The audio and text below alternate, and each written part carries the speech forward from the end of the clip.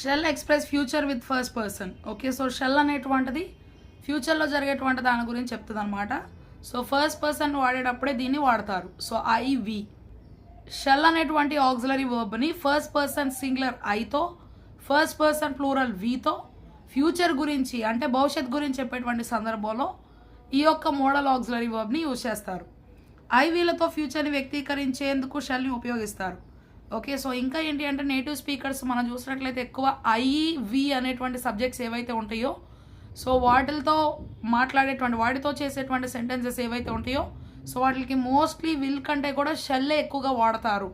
అసలు ఐవి అనే సబ్జెక్ట్స్కి షెల్లే వాడాలి అనేటువంటిది కూడా ఒక రూల్ అనమాట.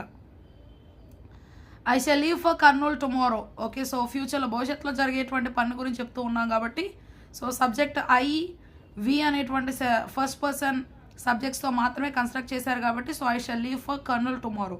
సో నేను రేపు కర్నూలు వెళ్తున్నాను. I shall complete the syllabus. I shall complete the syllabus next Monday. Okay, so నేను వచ్చే సోమవారానికి సిలబస్ అంతా కూడా ముగిస్తున్నాను.